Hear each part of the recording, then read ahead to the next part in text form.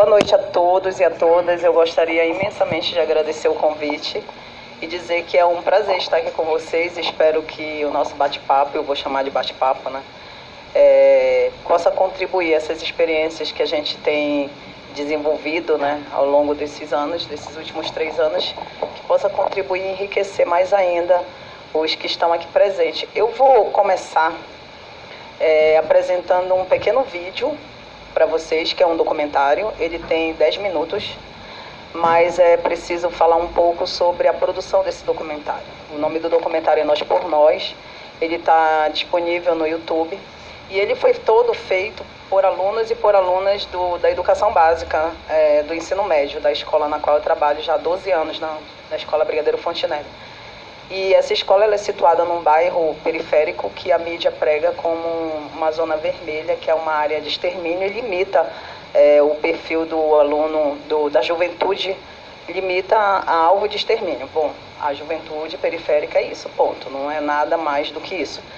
Então, assim, esse documentário, eles fizeram a coletânea de fotografias, de vídeos, de tudo que a gente tinha feito de 2015 até 2018. Né? Por que 2015 e por que 2018? 2015 ele foi o ano em que eu comecei a pensar em algo para fazer como uma intervenção direta após uma grande chacina que nós sofremos no bairro. Essa chacina foi em novembro de 2014 e muitos alunos meus e muitas alunas minhas foram vitimadas. Eu perdi, de fato, alunos e alunas, familiares de alunos e alunas. A minha sala de aula eu vi esvaziada, os alunos que estavam ali tinham pouco interesse de estar ali.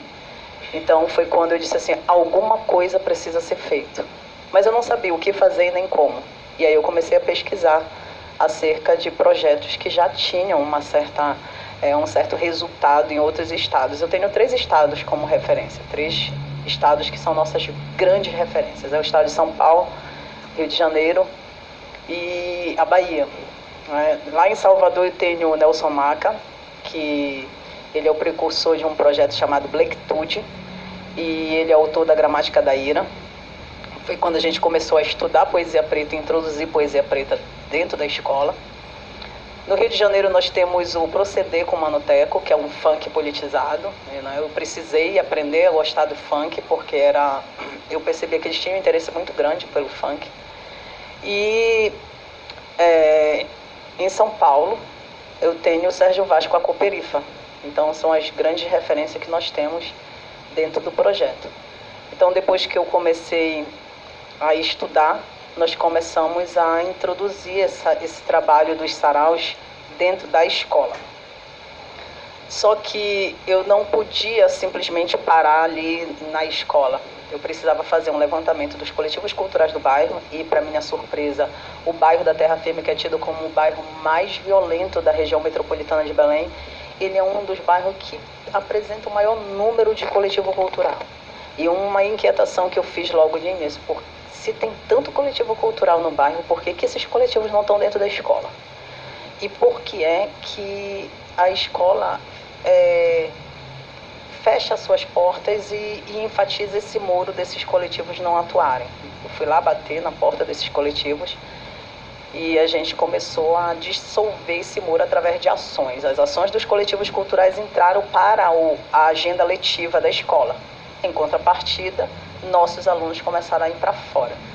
Não foi uma coisa muito assim fora do normal, porque aquele aluno e aquela aluna que tinha uma indiferença para a minha aula eram exatamente aqueles alunos que se destacavam dentro dos coletivos. Então, assim, eu não entrava para a aula de língua portuguesa da professora Lilia Mello, mas eu era um destaque na dança, ali num coletivo de dança que estava bem ali no entorno da escola, entendeu? Então, assim, houve muitos casos nesse sentido. Então, de 2015 até 2018, nós estávamos muito bacana, é o que o documentário vai contar, né? Só que aí eu tenho uma chacina em abril de 2019, ou 2018. E essa chacina, ela vitimou um aluno de 14 anos que morreu no colo da sua avó, porque a avó, quando viu os milicianos entrando, abraça o neto para impedir que eles atirem. Eles atiraram nos dois, os dois morreram, e a irmã também de 23 anos morreu, que era uma estudante universitária. Então, assim, depois dessa família exterminada, eu fui a primeira que disse, não tenho condições, não dá mais, não funciona, não dá certo, a gente está desde 2015 aqui e tal. E aí a Marvel lança um filme chamado Pantera Negra, eu fui assistir. Quando eu vou assistir esse filme, eu fico impactada com o conteúdo do filme. E vendo aquelas letrinhas no final do filme passando, eu ficava me perguntando, esse filme os meninos têm que ver lá da Terra Firme, mas como é que eles vão ver? Fiz a conta, daria R$55, já contando a meia passagem de volta, o ingresso, pipoca e refrigerante. Eles não têm. Não tem. E aí eu lancei uma campanha com 24 horas, menos de 48 horas. A campanha viralizou na internet e a gente conseguiu levar 400 jovens de lá do bairro da Terra Firme para assistir o filme Pantera Negra no cinema. E aí, depois disso, teve uma repercussão muito grande desses meninos e dessas meninas sendo convidadas nas instituições para contarem essa recepção do filme. Onde o filme toca em ti? Como é que tu reconhece a tua realidade? O que foi assistir esse filme? Muitos nunca tinham ido ao cinema. Muitos nunca tinham pisado a um shopping, nem saído da periferia. Então, assim, de fato, foi um impacto muito grande. Então, o contexto desse documentário eles reúnem tudo o que aconteceu desde dessa chacina de 2014 até a saída ao cinema e essa repercussão pós-filme. Depois que eles montam esse documentário de celular mesmo, nada profissional, nenhuma linguagem revolucionária do cinema, nada disso. É só uma coletânea mesmo de fotografias e de vídeos e a gente narrando a história. E eu escrevi para um edital e, para nossa surpresa, eles ganharam em primeiro lugar no Oscar da escola, o prêmio Oscar na escola. E aí eles voltam para aquele cinema que eles foram assistir o filme Pantera Negra para assistir a obra deles, que era o documentário que eles tinham feito. E isso também foi um marco muito interessante. Então eu vou passar esse documentário porque são eles falando dessa história que eu acho que é muito mais pertinente do que eu falando por eles. Pode ser? Aí seria, no caso, o documentário Nós por Nós.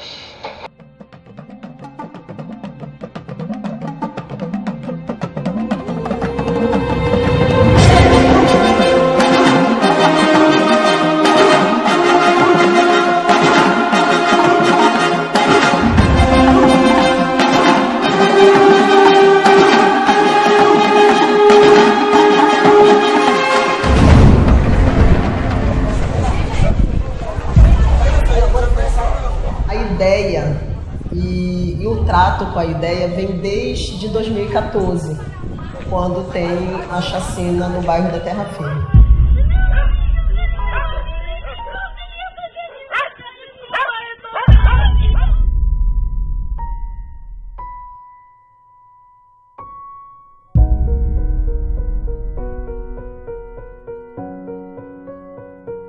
Inicia-se uma longa jornada de análise e estudo da poesia preta e, consequentemente, do universo periférico, porque quando a poesia preta ela adentra a escola, pela primeira vez, pelo menos falando de Brigadeiro Fontenelle, pela primeira vez nós tínhamos agora um certo olhar para a periferia e um olhar diferenciado no sentido de que agora eu vou estudar a periferia.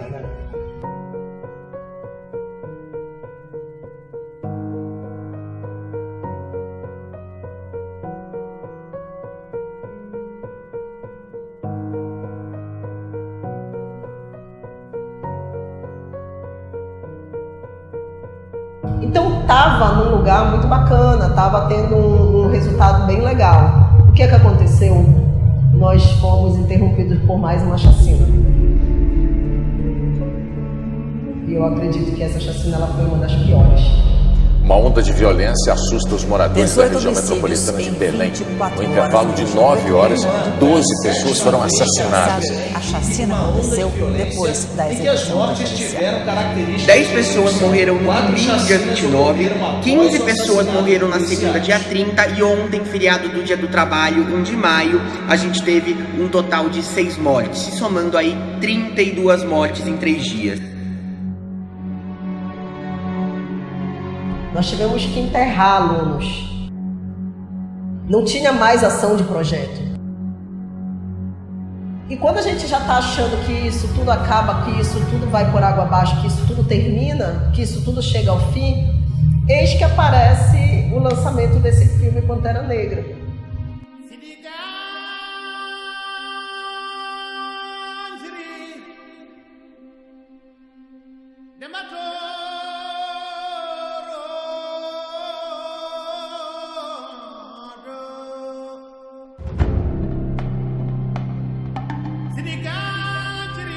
A gente começou uma campanha para tentar levar pelo menos 200 alunos e alunas para assistir o filme ainda em cartaz. A campanha teve uma repercussão muito grande. Ela chegou a sensibilizar a sociedade paraense de uma tal maneira em que saiu em quase todas as emissoras, né, de Belém.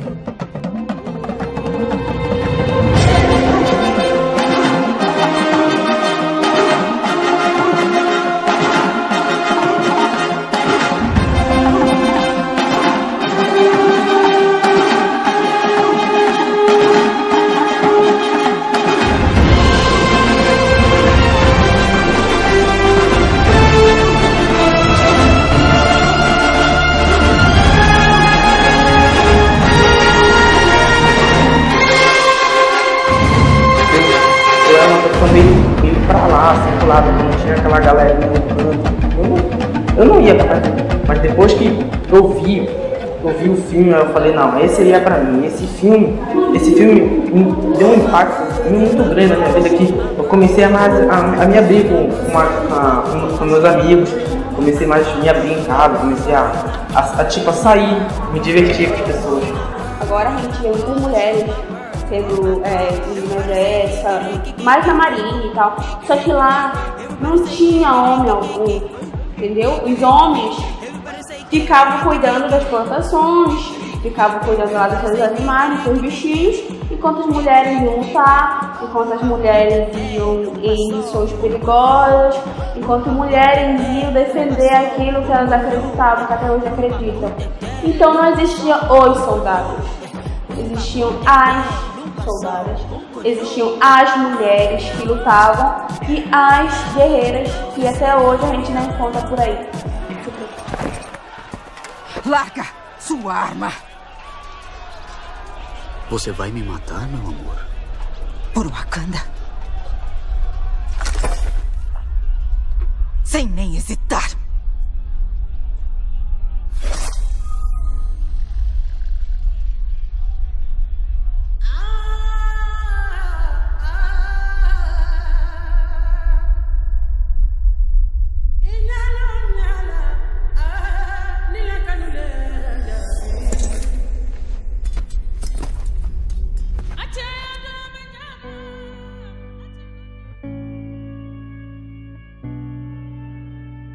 Quando eles retornam desse filme, eles retornam debatendo sobre ele. Eles retornam falando sobre o impacto e o efeito que isso causou. E, obviamente, todos e todas aquelas pessoas que ajudaram, que queriam ouvir a experiência, queriam, de alguma forma, entrar em contato com esses jovens e saber o que isso significa na tua vida, no que isso pode mudar. Então, a gente começa a montar agora uma agenda de visitação de instituições de nível superior, de instituições que estão aí trabalhando a questão da valorização e reconhecimento da identidade afro. E essas pessoas também sentem a necessidade de vir à escola. E aí a gente monta essa agenda e essas meninas, esses meninos passam aí nessas instituições, não mais como público que vai receber uma palestra, mas agora eles serão os sujeitos que falarão a experiência que viveram ao assistir esse filme. E aqui linka com todo aquele trabalho que já estava sendo feito antes. Eu sou protagonista da minha própria história, eu tenho condições de dizer algo que é interessante para todos e para todas. Eu posso ser a referenciação dentro do meu bairro e dentro de um lugar onde, de uma certa forma, tentam me invisibilizar, tentam me calar. Então eu tenho voz, eu tenho história e a história que eu tenho para contar ela é importante. A gente se sente muito assim, nossa, tem gente dá valor àquilo que eu penso, tem alguém que acredita realmente naquilo que eu penso, né? Porque às vezes a gente fala as coisas, mas você é muito novo, tu não sabe de nada. E a gente vê outra pessoa com uma idade maior que a nossa falando, cara, o que tu tá dizendo tem valor. E essa pessoa até mesmo acaba aplicando na vida dela e dando certo, né? Não dizendo que nós jovens somos donos da razão, nem sei que a gente é. Mas eu creio que muitas pessoas podem ser influenciadas assim pela voz da juventude, pela força que a gente tem.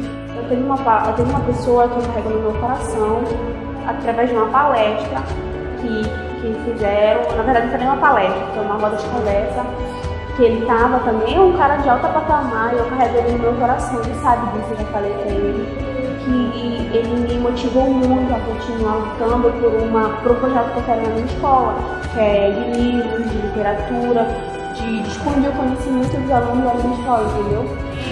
A partir do momento que a gente começa a fazer parte, conversar com pessoas especialistas num determinado assunto, a gente começa a descobrir um novo mundo e um mundo diferente, completamente diferente do nosso.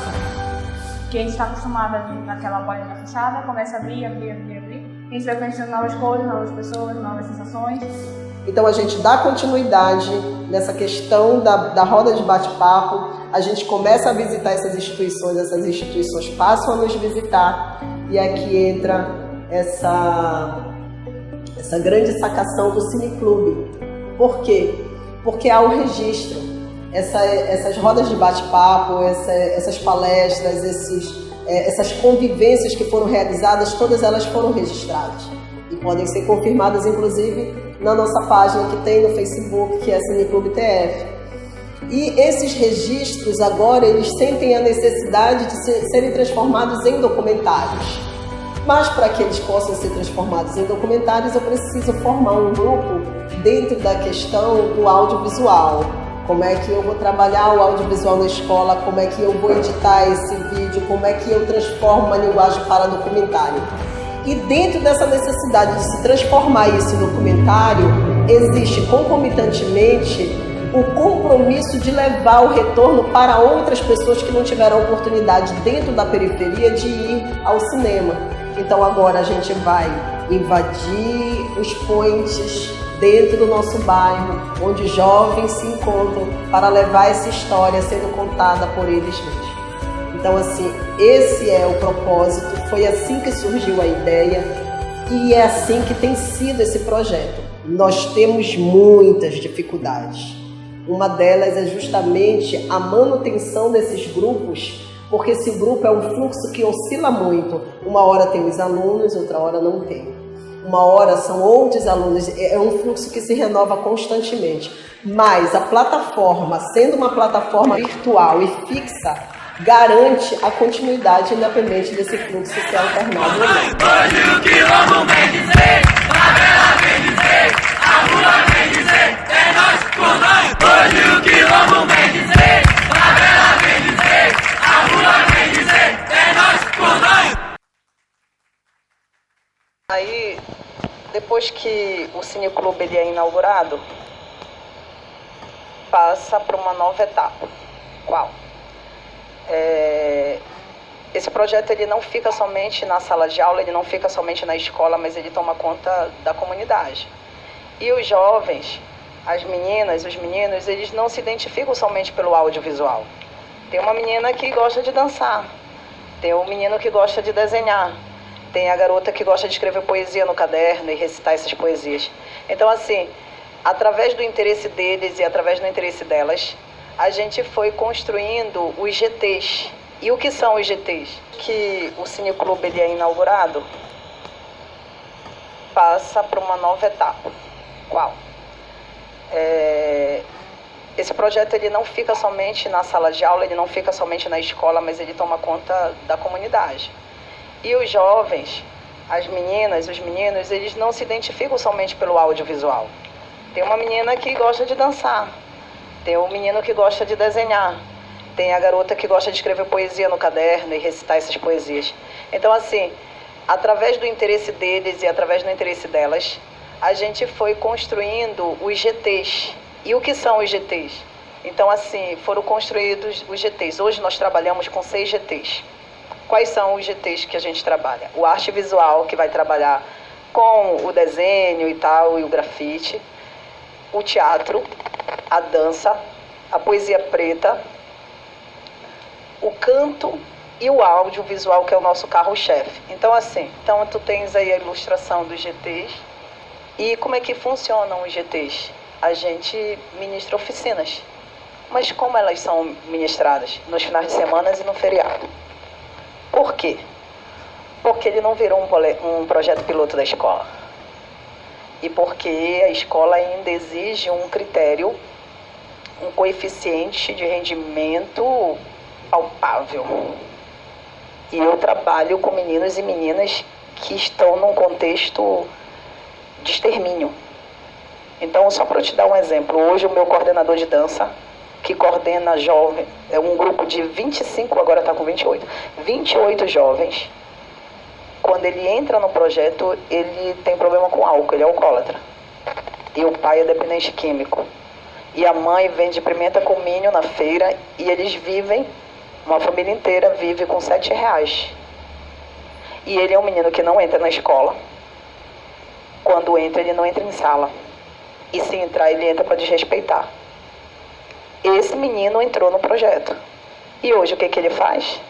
Ele coordena 25 jovens. 28. Entraram da Gorinha. 28 jovens. E esse garoto não falta aula. E ele entra em sala. E ele articula as ações.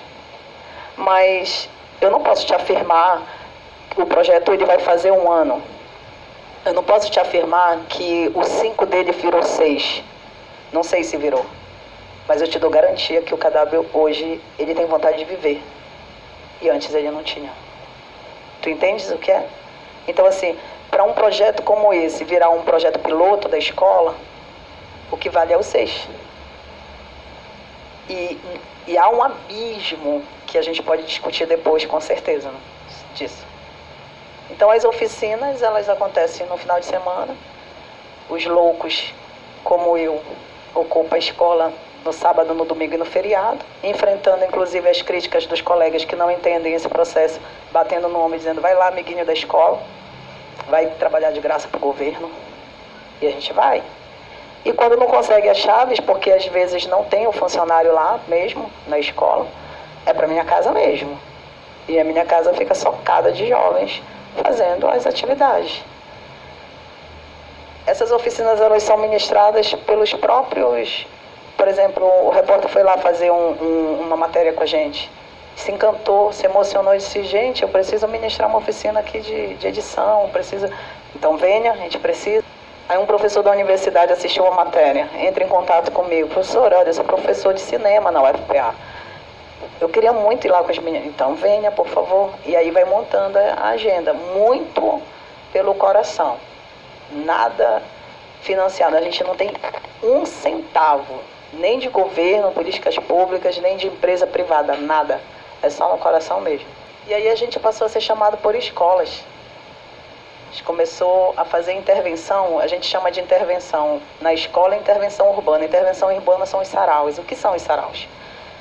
Tu tens o teu GT de arte visual, tu tens o teu GT de literatura, poesia preta, e tu tens o teu GT de dança. Então a gente estipula 3 meses. Trabalha lá no teu GT, tal temática. A temática ela é acordada em reunião com os coordenadores de GT a partir das demandas que nos foram anunciadas ali na escola e fora dela.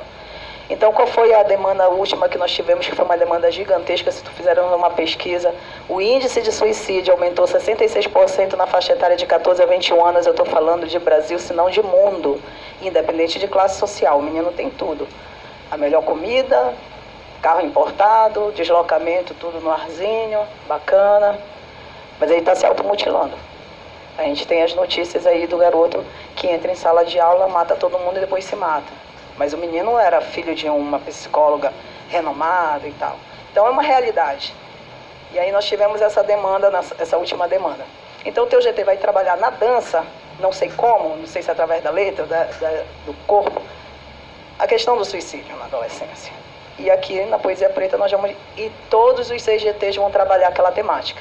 Isso vai gerar um produto. Cada GT terá um produto.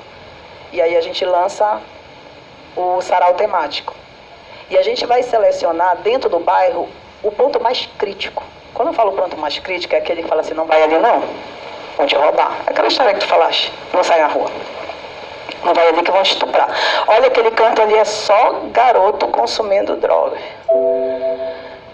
E é lá que a gente arma o nosso telão, é lá que a gente faz a nossa arena e é lá que a gente apresenta os saraus. Então a gente vai fazer uma intervenção com poesia, a gente vai projetar no telão os próprios meninos, porque os pontos proibidos do bairro é o lugar onde eles moram, gente. Entendeu? Então é meu vizinho que vai passar ali.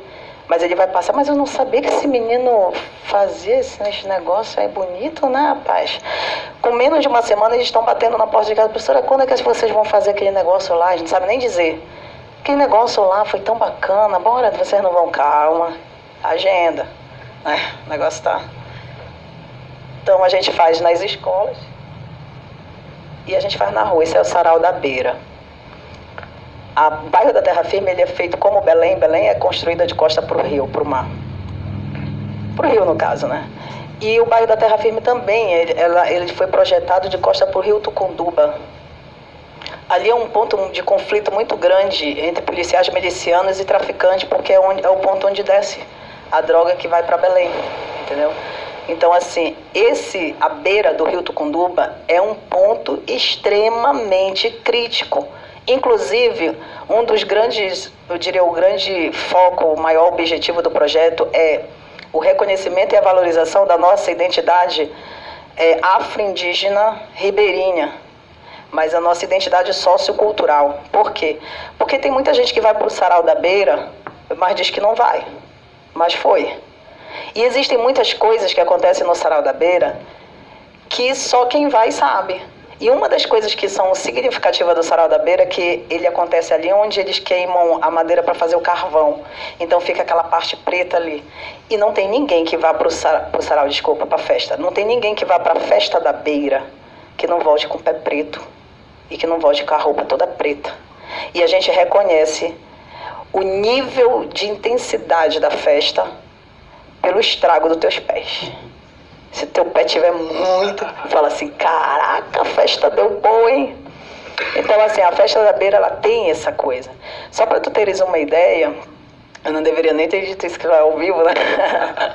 Só para tu teres uma ideia, eu posto muitos textos no meu Facebook e tal, tem um certo compartilhamento, mas eu nunca vi um nível, assim, a intensidade de compartilhamento quando eu bati uma foto simples do meu sapato, todo preto. E eu falei assim mesmo, quando você descobre que alguém foi à festa da Beira, rapaz, era tanta gente compartilhando, marcando, olha aí fulano, olha aqui, comentando, entendeu? Isso é identidade sociocultural. Porque é uma festa criminalizada, como todas as manifestações urbanas de periferia são criminalizadas. Batalha de Rap está aí para isso. Os meninos se reúnem na esquina para poder cantar, fazer poesia, a polícia está batendo dizendo que é bando de vagabundo que está fumando maconha. Como se fumar maconha fosse um grande problema nesse país. Mas enfim, não vou entrar no mérito, né? Sarau do Ponte da Coxinha, que é um lugar onde a galera se encontra, horrores. Esse sarau deu muito bom. E o Acamperifa. O Acamperifa, ele foi inventado agora em julho para professora que não tem o que fazer, porque professora só faz merda, né? O Acamperifa foi o seguinte. Tu te lembras quando a última temática foi o suicídio, depressão e suicídio? Eu estava em Brasília recebendo a medalha de honra ao mérito educativo das mãos do digníssimo presidente. E à noite eu recebi uma ligação dos meus alunos. Foi uma solenidade absurda, eu estava em Brasília, aquela coisa toda, né? E quando eu recebo, depois no jantar oficial, eles falam assim, professora, o Eric se matou. Eu já tinha perdido muitos alunos, como vocês viram no documentário, para o extermínio. Mas quando eles falaram o Eric se matou, eu disse, espera lá, como assim, gente? O Eric se matou? Eu disse, pois é, ele se matou. Mas como o Eric, aquele menino... Sim, professora. Mas ele é super alegre, gente. Que isso? Todo mundo conhece o Eric. Todo mundo gosta do Eric. Como assim o Eric se mata? Professora, ele chegou em casa e se matou. Colocou a corda no pescoço. Bora lá falar quem é o Eric. Homoafetivo. Dentro de uma família evangélica que não aceita porque considera doença. Numa escola onde não trata o tema porque é tabu. E enfrentando bullying.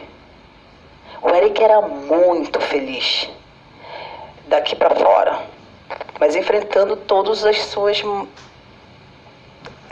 destroços possíveis que um adolescente dentro daquele contexto possa enfrentar. Se matou. E eu volto. Como?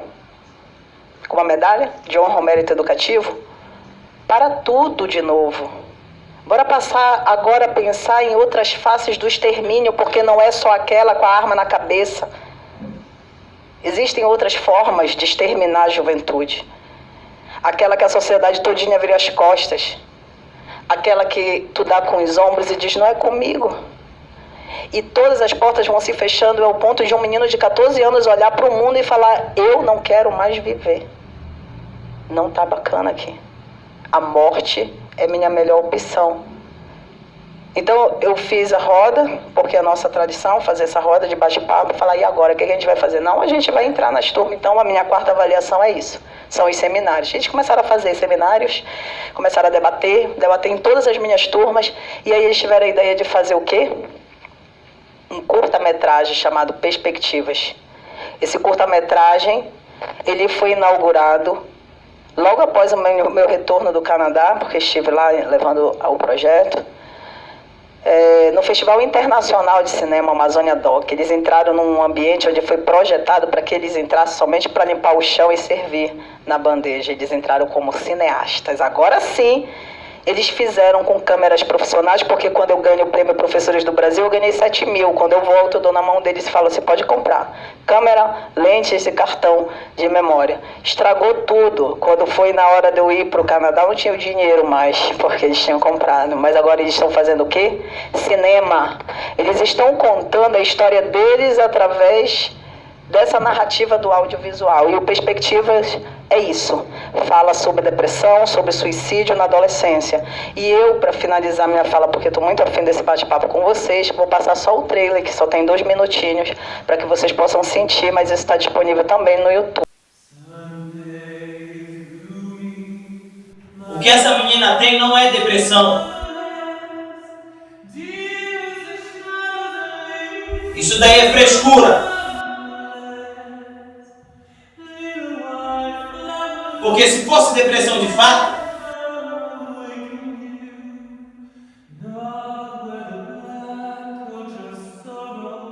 ela teria melhorado com os tratamentos e com os remédios.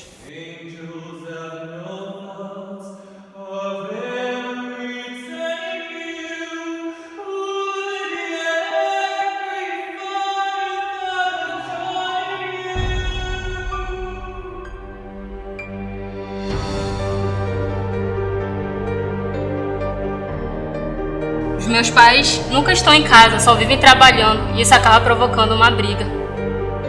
Eu espero que vocês possam contar comigo não só apenas como professora, mas também como amiga.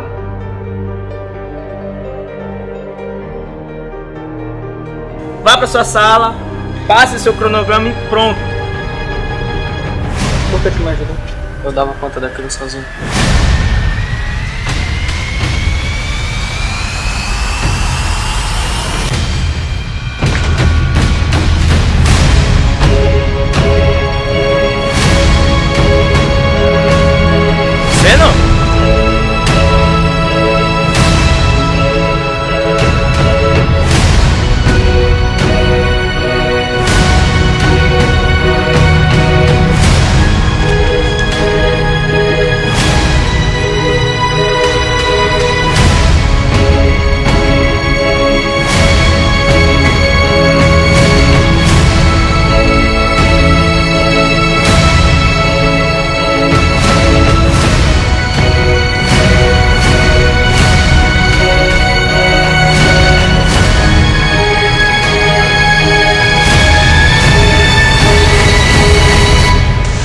Mas é mesmo babaca no mundo.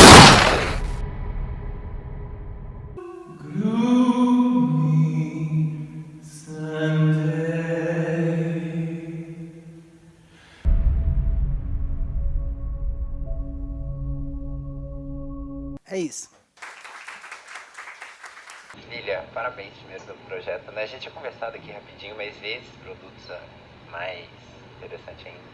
Também, Márcia, além de agradecer, tem uma coisa que eu fiquei pensando, Lilia, em relação a quando eu vi o projeto e sobre a temática que a gente está tratando aqui, é quantas vezes a gente esquece nas licenciaturas que a gente está formando professor, né? Que eu sou cria daqui, né? Desde 2006, e assim, a minha ficha como professor, de fato, que foi dar aula na escola pública, hoje numa escola pública federal, mas é aula na escola pública estadual também, ela demorou muito a cair, né? E entender que esse é o tipo de projeto que arromba a porta, né? O tipo de projeto que a gente não consegue apoio de jeito nenhum. Até você mencionou, um dos meus trabalhos aqui no IEL foi com um menino do complexo alemão, né, o René Silva, e o René, ele chega a mencionar no começo da trajetória dele que quando ele ganha aquela HP DeskJet 695 para fazer um jornalzinho lá em 2000 e meio da década de 2000, ele ganha porque a coordenadora não aguentava mais aquele menino enchendo o saco, fala, olha, deixa eu dar isso, né? Depois a narrativa vira outra, mas então assim, chama muita atenção a maneira como esse é o tipo de projeto que arromba a porta, e arromba a porta para criar produtores de conteúdo, né? Porque é isso que você fala. Para além do fato de que esses meninos, aquele espaço era aberto para trabalhar ou servindo a água para limpar o chão ali, você chega não só também como aquele convidado fetichizado, né? Você tem um produto para mostrar ali, né? Uma coisa que nesse sentido arromba a porta. E por isso que eu estou problematizando em relação ao que a gente faz como formador de professor, né? E quando que foi cair a minha ficha de que eu daria aula nessa sala de aula, né? Pra mim até nem caiu tanto, porque quando eu fui dar aula na escola pública, eu dei aula numa escola pública do Centro de Valinhos. O Centro de Valinhos é aquela escola pública que assim, né? O pai passou por alguma falência, botou o menino na escola pública do centro da cidade, e aí a primeira sala é a sala dos que estão em vias de voltar para o objetivo, né? Mas quando você vai para uma escola aqui na região de Campinas, né, as escolas mais pro lado do aeroporto e tudo mais, essa dificuldade de trabalhar, e ao mesmo tempo que chegam muitos professores novos, né, que os concursos acabam fazendo com que os professores que acabaram de se formar vão para esses lugares e encontrem as barreiras. Então é um trabalho que você fica... E para além disso, a relação desses meninos com o audiovisual, né? Você comentou com o René, tem o pessoal do Complexo Alemão também, do Coletivo Papo Reto, que trabalhava muito com esse tipo de produção, e não tanto artística, né, mas uma produção mais de denúncia, né? Eles usavam o perfil no Facebook deles e tudo mais para, olha, a polícia tá tendo aqui uma invasão, tá tendo uma desrespeito, pá! Ligava o ao vivo, e aí conseguia, que eles falam que eles se tornam morto caro desse tipo de situação. Então eu fiquei bem encantado assim, com o que fui ver, mas assim, encantado naquela lógica de saber o trabalho que dava a professora doida, né? Porque é isso que você falou, é o final de semana que a gente é colocado por que isso? Tipo, por que tá fazendo isso? Amigo da escola que ainda é uma taxação de tipo criazinha da Globo, né? Que era o projeto da Globo, aquele lá em 1900 e bolinha.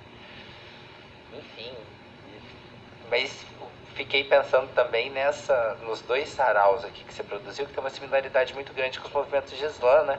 De São Paulo, hoje em dia. Eu trabalho na região de Pirituba, hoje, no Instituto Federal, e a estação de trem da linha Rubi, que é uma linha super mal falada na cidade de São Paulo, né? Na hora que eu desço para vir para Campinas para pegar o trem, a ocupação dos meninos para fazer o sarau é embaixo do viaduto, né? E é um viaduto que é de retorno, assim, é um viaduto que não tem saída. E em São Paulo, o embaixo do viaduto faz muito sentido, é muito simbólico, né? E E lembro que quando eu cheguei lá, todo mundo falava assim, olha, não desça pra pegar o trem, porque senão você vai cruzar com os marginal lá embaixo. Toma cuidado, tipo, desce de Uber. Mesma coisa que a gente tá conversando de Belém. E não vou dizer que entrei, logicamente, nesse...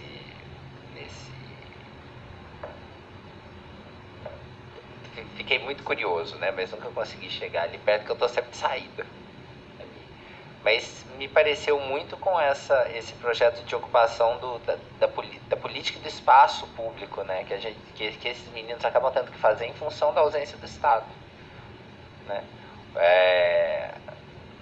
Não tem política de lazer, não tem política de produção cultural, de diálogo cultural nesses espaços. É um choque pra gente quando a gente percebe que justamente esses meninos que a gente vê no ambiente institucional como problemático, eles são lideranças aqui fora. Na verdade, se a gente olhar com um olhar mais claro, eles são lideranças ali dentro também. É que eles não são lideranças adequadas às normas da escola, né? E aí, o que esses meninos podem produzir? Às vezes você foi contando esses episódios de morte. Eu não sei se vocês lembram, teve um ano que morreu um menino no Complexo Alemão de 10 anos de idade com um celular na mão, o Eduardo. Ah, sim. Eu tava no Alemão nesse dia, tava em um outro lado.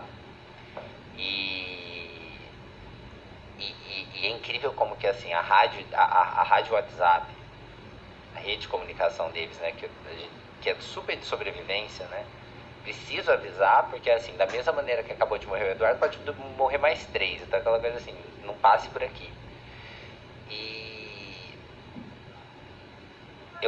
a gente estava numa reunião de coletivo, né? Então assim, eu imagino, eu nunca passei por esse tipo de coisa, mas já estive em situações parecidas com professores de Eduardos, né? E a maneira como esses projetos acabam colocando como você mencionou uma hora, né? Porta-nota, vontade de viver apareceu nesse menino. É incrível. Então, assim, fico pensando como que a gente, como formador de professor, consegue encorajar esse tipo de ação, né? Porque os nossos estágios, né, que é a hora que a gente vai pôr a mão na massa, eles ainda são muito amarrados pelas 50 horas de gestão, 100 horas de não sei quanto, tem que estar de acordo com o documento tal. Então, assim, que medida a gente consegue fazer institucionalmente com que essa coisa... Se você como professora disse, né, que tem a dificuldade, tem que usar o final de semana porque a escola não encoraja. Enfim, são tantas, né, elucubrações aí. Mas parabéns pelo projeto, fiquei encantado. Só rapidamente, é mais ou menos na mesma linha, também agradecer muito sua presença aqui, que é uma honra para nós, com certeza. E esse ponto que o Junô levantou era o que eu ia levantar também. Na escola, quais foram e são suas dificuldades na escola? Você mencionou que no bairro havia os pontos de cultura que não chegavam na escola. Por que você acha que isso acontecia? Você acha que é uma resistência da escola ou do próprio ponto de cultura? E como que foi fazer essa conexão? Então, e quando você fala também da crítica que você recebe de é amiga da escola, me parece que é uma crítica talvez que venha da esquerda. Então você recebe crítica da direita e da esquerda, pelo jeito, né? Então, era isso que eu queria. Então, ouvir um pouco você e também estou querendo muito ouvir os alunos, né, o pessoal. Então, assim, dificilmente, eu não vou te falar certamente, porque, enfim, né, é complicado, mas dificilmente essa resistência vem por parte dos coletivos, porque os coletivos na periferia não têm sede própria. Então, assim, a escola e as instituições públicas deveriam, eu estou falando deveriam no sentido de que tem obrigação de abrir as portas para que esses coletivos atuem, porque esses coletivos eles são instituições de educação e têm educado às vezes bem mais do que a própria escola. Eu acredito que existem muitos alunos, existem muitas alunas que estão na escola porque precisam estar para cumprir esses critérios, né, de avaliação, a nota, enfim, passar de série, blá, blá, blá. Mas aprendem e se educam. Eu vou até falar, estou falando muito perto, né? Tá bom? Tá, tu quer que eu volte? Tá bom. Então, assim, mas aprendam, eles estão aprendendo, estão se educando nos coletivos. É ali que eles começam a entrar no eixo. E quando eu falo no eixo, não é seguir padrão. Esses meninos desse projeto, eles não vão atender esses padrões. Até porque a formação deles é artística e a arte, ela te liberta. Então, eles vão ser sempre os meninos subversivos, porque agora eles têm conteúdo para questionar. E eles são os meninos do projeto. E ser um menino do projeto hoje é uma carga muito pesada. Eu estou cansada de entrar em reuniões agora pedagógicas, né? Os professores falam assim, olha, mas são os alunos do projeto. Como se agora eles tivessem a obrigação de serem perfeitos. E eles não vão ser. Até porque o conceito de perfeição passa por um padrão. E esse padrão é imposto por alguém que não pertence ao mundo deles. Então, se eles não têm o senso de pertencimento, eles vão fazer o que o sistema faz com eles. Dane-se. Então, assim, se o sistema me exclui, se o sistema me esmaga, se o sistema passa por cima de mim, eu sobrevivendo, eu sou resistente, eu sou forte e eu posso. E uma vez eu vivo e resistente, eu passo por cima do sistema também. E o sistema sabe disso. Tanto sabe que não financia. Porque é muito perigoso. Não existe um tempo pior para se recitar poesia do que esse. Eles não suportam poesia. Eles não aguentam. E é o que a gente tem feito. A gente está fazendo arte. A gente está dizendo a nossa dor através da música, através do canto, através da dança, através do cinema, porque é o único meio que a gente consegue. Então, respondendo, é uma resistência da escola mesmo. E assim, são resistências pontuais, políticas e diversas, né? Que varia muito de acordo com o contexto. Eu, por exemplo, fui culpabilizada pela ocupação dessa escola. Essa escola ela foi ocupada, foi uma das poucas escolas da rede estadual de ensino do Norte que ficou ocupada por 26 dias. E ao contrário do que estavam dizendo, porque eu tive uma fama gigante nessa época, sabe qual foi a minha herança da ocupação? Perdi carga horária. Eles me distribuíram um monte de escola.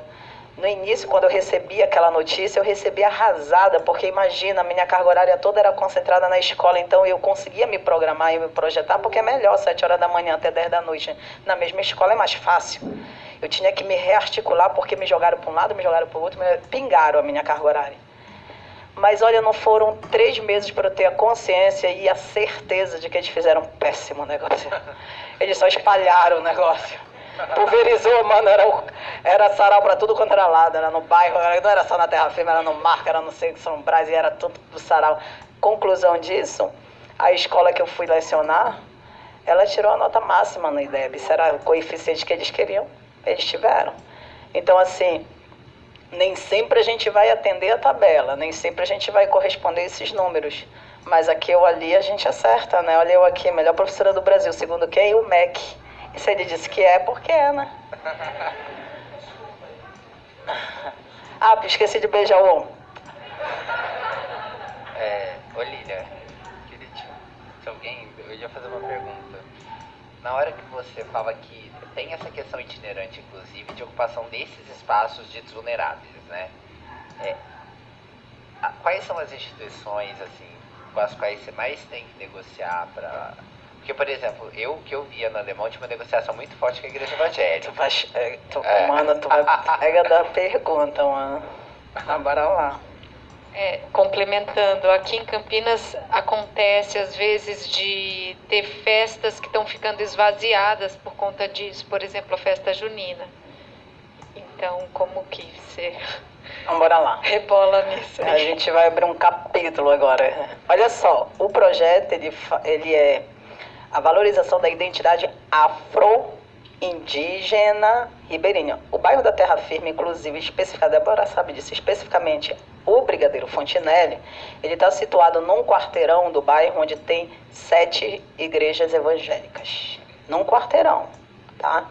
E a gente não pode deixar de dizer que as igrejas elas têm uma metodologia, né, extremamente eficaz para movimentar e pegar esse jovem. Então lá tem grupo de dança, dentro de teatro, tem um monte de coisa, né? Os meninos ficam ocupados ali. Então assim, eu vou responder a tua pergunta te dando um exemplo recente.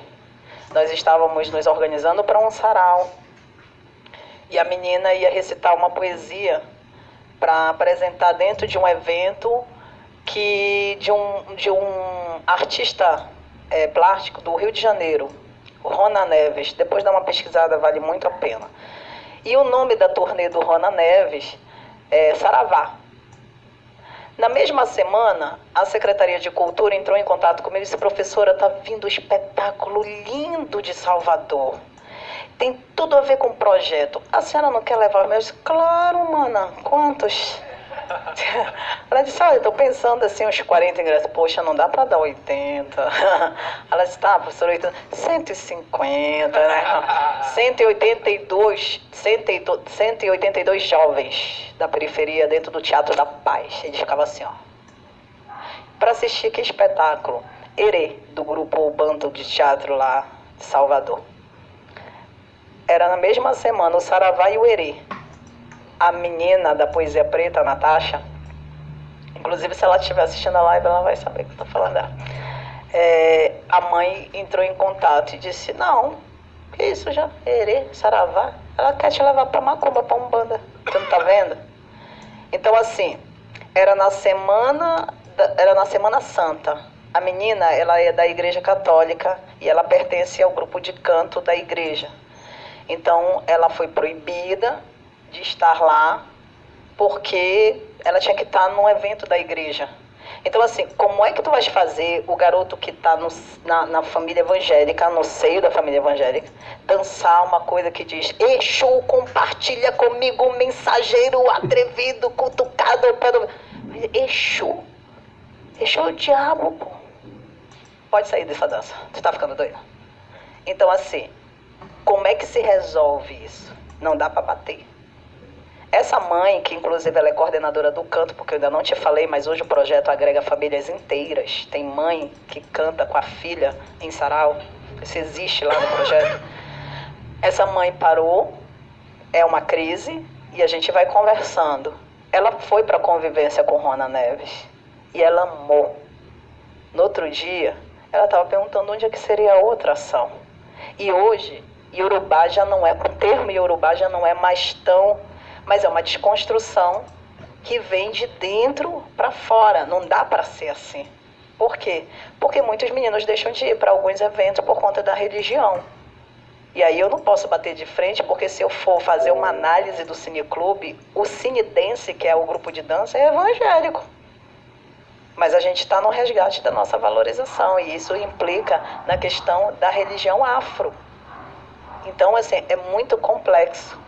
E aí, a tua pergunta...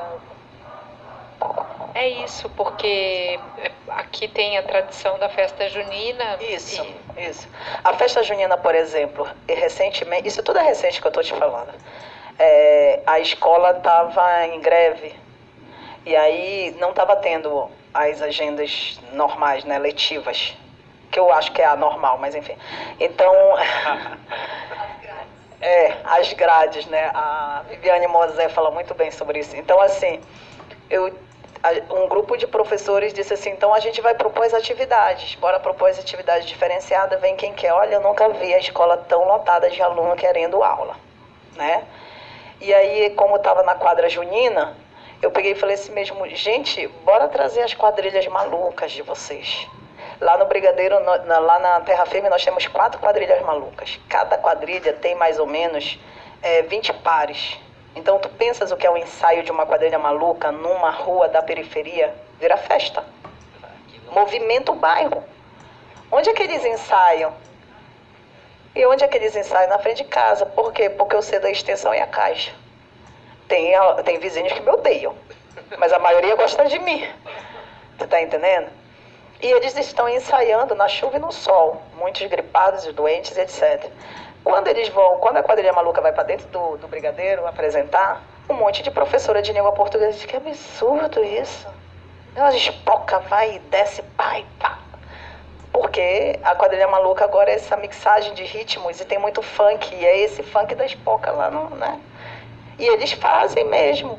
A quadrilha maluca hoje, não sei se em outras regiões do Brasil, mas eu posso te dizer, pelo menos no que diz respeito à terra firme, ela está fazendo um papel gigantesco da identidade, de você se reconhecer homoafetivo e se lançar.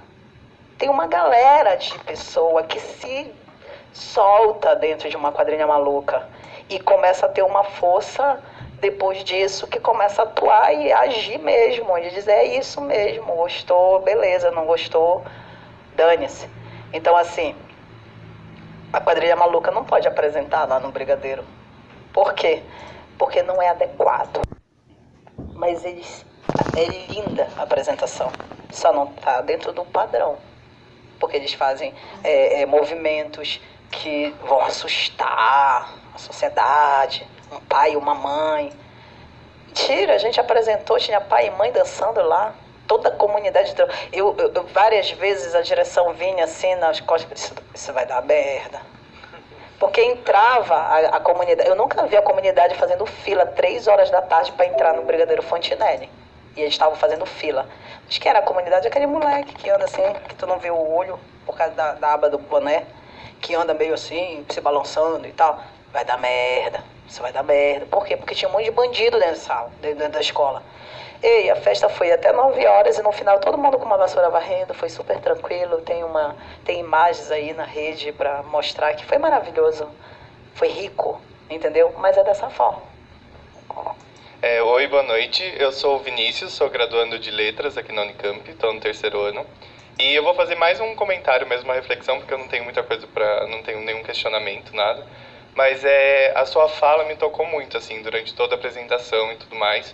Porque o que a gente sentia falta no curso de Letras é ver a prática. O que a gente faz dentro de uma sala de aula. E qual que é o nosso papel como professor dentro de uma sala de aula. O que a gente tem que fazer ali. E eu acho que o seu projeto e tudo assim abarca muito bem o que faltava na gente, assim. Porque a gente busca sempre... Eu entrei nesse curso buscando ser um professor que mudaria a vida dos alunos. E não um professor medíocre ali que está cumprindo ordens ali. Então, não é alheio aos fatos sociais e alheio aos seus alunos dentro da sala de aula. E aproximar e trazer voz para esses alunos é um papel muito importante e muito bonito. E trazer um lugar de pertencimento a uma população que não enxergava ali um sentido de viver. E esse papel do professor e até da comunidade escolar traz essa ressignificação, né, desse ambiente escolar, do papel do professor, e é triste que a escola não reconheça isso e que os outros profissionais da área também não reconheçam. E vejam o quão grande é e o quão responsável e bonito é esse papel que a gente desempenha dentro dessa sociedade. E eu acho que uma das falas que mais tocantes assim foi que o extermínio não vem só da arma na cabeça. Que eu acho que a gente negar todas essas questões sociais que envolvem os nossos alunos é também uma forma de extermínio. A gente negar todas as situações que eles passam e tudo que eles precisam da gente ali dentro da sala de aula é negar. E o que é ensinar, né? O que é estar ali dentro daquela escola? Não é só a minha aula que vai mudar a vida dele. Ele pode muito bem não prestar atenção no que eu estou falando aqui, mas se envolver no projeto. Aquilo também é ensino, aquilo também é um ganho. Então, acho que o nosso papel é significar isso, né? Mostrar para a sociedade, para todo mundo, que a gente está aqui não para ensinar uma grade, não para ensinar uma simples disciplina, mas que o nosso papel vai muito além disso. Que é trazer esse lugar de situação, esse papel social mesmo da comunidade. Então, parabéns, eu fiquei muito encantado mesmo. E foi muito tocante, assim, ver toda essa realidade mesmo que está em grande parte do Brasil. E que não é mostrado, não é falado e que é muito negado por grande parte da população. Então, muito obrigado. Meu nome é Júlia, eu também sou do curso de Letras do 3º ano.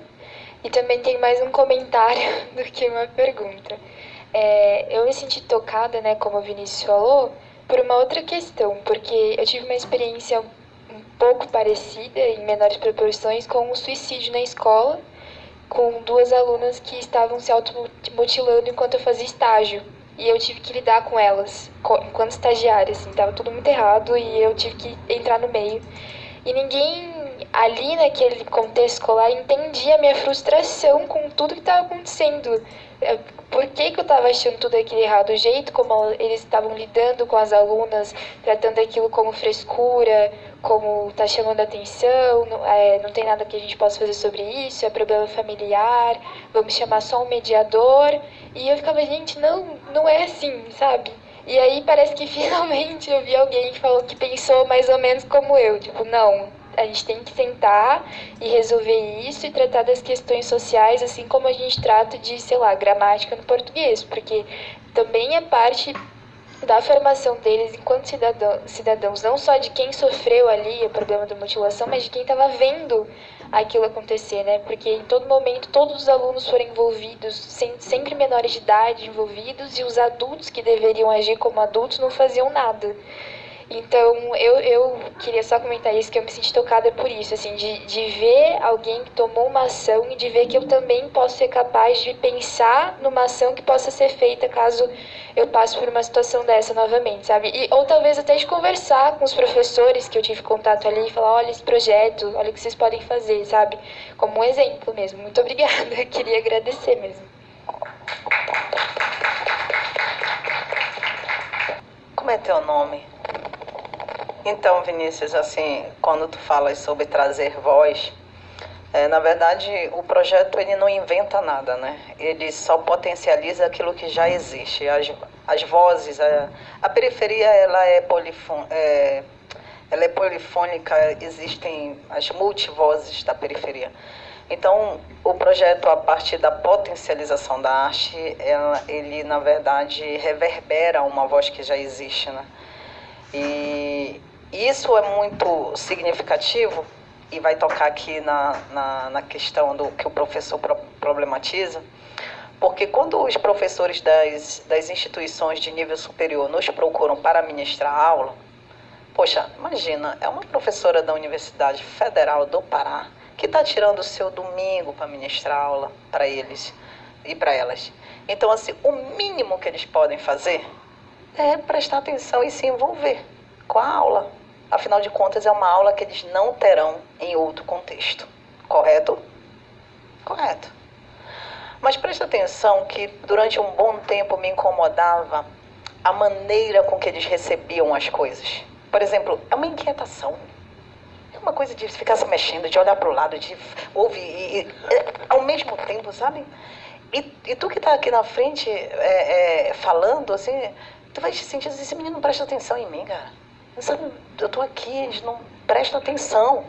É diferente de agora que eu tô falando com vocês e todos e todas vocês estão me olhando. E a gente quer isso deles. E a gente quer isso delas. Quando foi que eu desconstruí isso? Quando eu fui pela primeira vez na casa do Cadáver, esse menino que é coordenador da dança. O nível do mar eleva do rio Tucunduba e aquilo dali automaticamente enche todas as casas. E aquelas casas elas ficam alagadas durante horas. Não é aquela coisa de choveu, alagou, depois vai secar. Não. É muito tempo que fica. E quando eu entrei lá, a água vinha no meu joelho e aquele barulho, até hoje, aquilo dali ressoa no meu ouvido. Fica... E assim, não tinha nada dentro da casa. Nada. Eu procurava uma mesa, porque eu, Lília Mello, sou incapaz de ler, de escrever, de estudar sem uma mesa, cara. Eu não consigo, eu sou incompetente. Não dá pra mim. E eu pensei, cadê a mesa, cara? Como é que eu...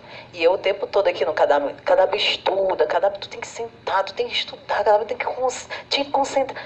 Aí eu me coloquei ali. Eu pensei, como é que estuda, cara? Cadê a mesa? Não tem mesa. A cama, literalmente, boiando, velho. Eu pensei, como que eles vão dormir hoje, gente? Depois seca, mas a gente põe um tecido em cima e tal. Então, assim, e aí eu olhava pro Cadáver. O que o Cadáver faz? Colocava o fone de ouvido. E eu falava assim, pô, é pra onde ele vai. Tu entende?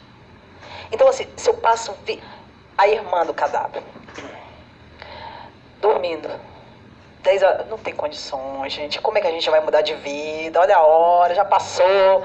Bora, acorda. Olha, eu já vivi 3 dias e não sei o quê. Professora, quando eu durmo, eu esqueço a fome. Passa a dor da fome. Não é aquela dor que tu sente entre o almoço e a janta que tu sabe que vai ter. É aquela dor de que ontem tu comeste uma bolacha com suco e hoje tá 10 horas da manhã e tu não comeste nada e não tem nada no fogão. E tu não sabe se vai ver.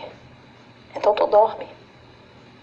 E quando tu chega nessa casa e encontra um ser humano dormindo meio-dia, tu é vagabundo. Como é que vai querer mudar? Olha só, vai mudar, vai dar oportunidade. Ei, eu tô dormindo porque eu não quero sentir a dor da fome. E aí, obviamente, cria-se o hábito. Entendeu? Amanhã vai ter comida, mas eu vou acordar meio-dia. Então, assim, é muito complexo tudo isso. Então, ele aprende a prestar atenção com aquele fone no ouvido e falando com não sei o que, escrevendo não sei onde. Eu não consigo. Eu tenho que me blindar todinha. Deus o livre, cair uma caneta, acabou o parágrafo, vou ter que ler tudo de novo. Quebrou o raciocínio. Tu entende? Então a gente precisa entender essas linguagens, ressignificar, porque a gente dentro de uma academia, a gente engessa muito a produção do conhecimento e a gente acha que está tudo muito pronto e acabado e vai levar e vai um molde colocar e feito bolo, não é. Cada caso é um caso. Eu aprendi aí, inclusive, para culto, para saber como aquele aluno que não dá uma palavra em sala de aula. Eu fui para dentro da igreja assistir um culto, porque lá ele ministrava a palavra de Deus. Eu, em nome de Jesus. Né? Por quê? Porque eu preciso entender como é que esse indivíduo, como é que esse sujeito se constrói, como é que ele se entende dentro de um ambiente e como é que ele se faz gente. E é completamente diferente daquele entendimento que tu tens.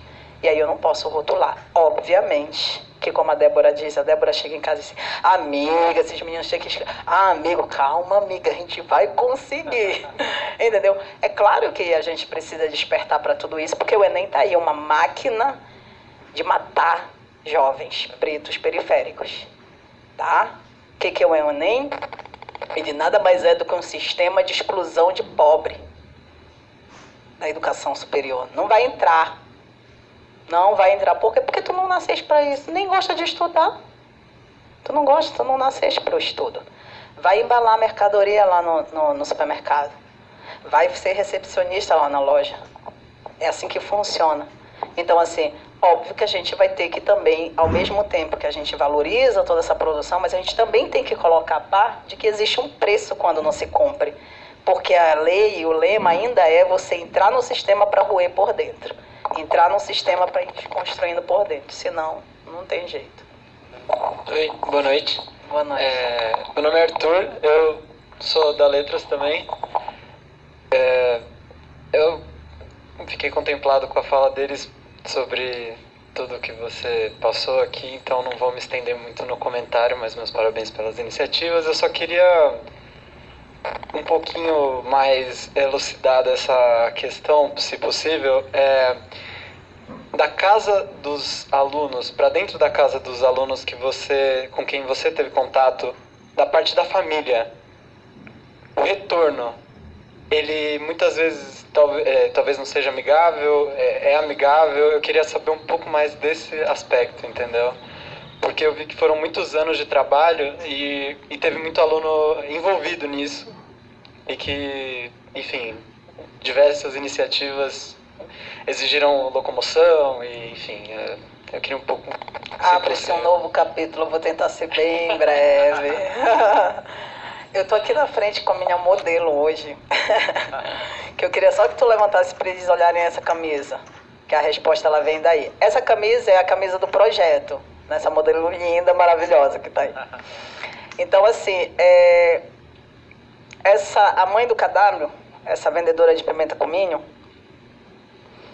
ela tinha perdido o filho. O cadáver estava perdido pro álcool. Quando ela ganha esse filho, ela veste essa camisa como a vida dela. Eu ganhei meu filho. Entendeu? Tu tem noção o apreço que tem dessa mãe para esse projeto?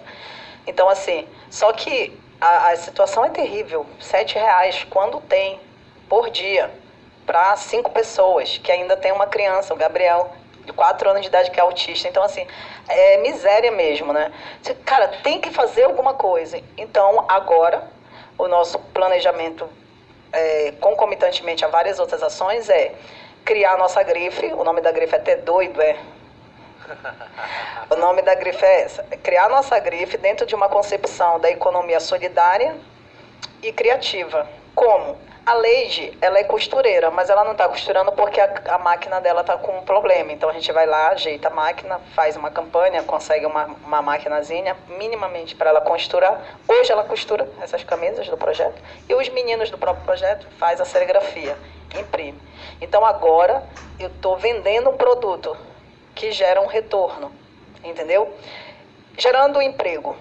Essa mulher, ela faz qualquer coisa porque ela está dentro do projeto. Ela não consegue mais se ver fora do projeto. A outra mãe lá que teve esse embate, a mesma coisa. É uma relação de amor e ódio. Por quê? Porque eu tenho um monte de mães. Hoje nós estamos com 58 jovens. É uma relação de amor e ódio. Porque eu tenho muitas mães que dizem assim mesmo: se tu não tirar nota boa, tu não vai pro cineclube. Eu vou te tirar do cineclube. Virou castigo o cineclube. Entendeu? Fala assim: tu não vai... Olha, fulano não quer... Tu não vais hoje para o ensaio da dança do cineclube. Calma. Então, assim, a gente sabe que tem um retorno positivo. E essa relação, ela é uma relação árdua. Por quê? Porque é uma família mesmo. Entendeu? A gente está todo mundo junto lá. E as mães, vai ter sarau. Beleza, liberou. Das 9 horas da noite, o sarau acabou. Todo mundo volta para casa. A menina resolveu namorar. Emendou do sarau. Eu tô em casa já 10. Deu meia-noite, a mãe... não acabou, professora, porque fulano não sei o que. Eu disse: como assim fulano não chegou, menina? Pelo amor de Deus. Lá vai a doida atrás da mãe e a doida da professora atrás da menina para saber onde ela tá socada. Porque ela tava no sarau e o sarau já terminou mais de 2 horas. Entendeste? Então, assim, é muito complicado, são muitas ações. Muitas vezes eu tenho que levar para posto de saúde, porque, enfim, não tem deslocamento, eu sou a única que tem carro. É uma loucura isso aí. Eu queria... Imagino que na escola essa negociação também deva ser complicada, né? Porque vira argumento para tudo. Tipo assim, esses alunos protagonizam num determinado espaço, porque de alguma forma um projeto como esse questiona essa lógica imposta do que é ser líder na escola, do que é render bem na escola. Uhum. Mas eles começam a protagonizar e aí as cobranças vão vindo de outros espaços, né? Aí a mesma fala, é do projeto? De repente o menino subverte uma norma e organiza um motim, é do projeto. Vira diferente. É conveniente. Porque hoje... Eu fiquei pensando no contexto em que eu atuo, que é um instituto federal de periferia, mas mesmo com todas as políticas recentes, né, de inclusão, os recortes de cotas e tudo mais, as instituições federais de ensino ainda são elitizadas. Ainda tem recortes muito claros de elite, né? E as taxas... Eu coordeno a licenciatura em letras lá, né? A nossa taxa de evasão hoje está em cerca de 60% motivada por questões psicológicas. Tentativa de suicídio, depressão, coisa assim, de uma turma de 40 alunos, todo ano eu vou ter pelo menos umas 5 pessoas evadindo por questões de depressão. E eu lembrei disso porque, assim, projetos que foram desenvolvidos na escola com esse tipo de engajamento, primeiro, é uma disposição dos docentes que se envolvem, porque isso também, emocionalmente, é uma bucha, né? Era uma coisa que eu vivia no Complexo Alemão, de repente você está indo para uma reunião, você fala, o fulano está vindo para a reunião. Não, parou porque a polícia pegou para dar um esculacho. E não vai chegar porque foi parar na polícia, isso aconteceu. E eu acho que... Estou pensando isso porque pela diferença que se constitui do meu lugar, do lugar de onde eu estou falando, do seu era o quê? Eu ia ali, né, e fazia, me metia naquilo ali. Quando tive uma excelente... Uma situação de imersão muito massa, mas assim, eu ia dormir em outro espaço, né? Que é diferente disso, né? De assim... Não, e é o envolvimento e ela tá ali. Eu moro lá, sou moradora do bairro. Comprei a casa, inclusive, depois do envolvimento na comunidade. Então, assim, eu fico pensando, porque, principalmente pelo ambiente de trabalho. Porque é uma coisa que eu falo, eu tô dando uma disciplina agora que eu tive aqui no IEL, que deve estar no currículo de vocês ainda, que é diversidade e ensino de língua, né? E eu falo assim, puta, gay, sapatão, trans, tudo, vamos falar, né, ditadura gaysista, tal, tá nessa aula. E aí a aula seguinte é uma toscâmara, sabe? E aí você fala, pô, como é que faz, né? Então, né? A instituição também é complicada, porque com certeza os projetos entram ali em seguida pra pessoa virar e falar assim, tá envolvido nisso aí, tá matando a aula, tá... Isso fica ainda mais borbulhante na minha cabeça, porque existe demais no profissional em si, né? Então, depois da premiação, eu tenho sido cobrada, assim, dados concretos, né? E por conta disso eu fiz um último levantamento. Tu me falaste sobre isso da taxa de evasão. Em 2017, nós tivemos 1.222 matrículas, né? Então, assim, foi um ano muito difícil, porque foi um ano logo após a ocupação. Muitos professores perderam carga horária, houve muita gente decidiu não estudar no Brigadeiro Fantinelli. Veio 2018 a premiação e em 2019 nós tivemos um aumento para 1.558 matrículas. E o CISPAI, que é um sistema aplicado, né, de avaliação do Estado do Pará para poder medir proficiência para preparar para a Prova Brasil e para o SAEB, não tinha o ensino médio no segundo ano e terceiro ano, não tinham dados porque o número de alunos que faziam a prova era insuficiente para gerar dados.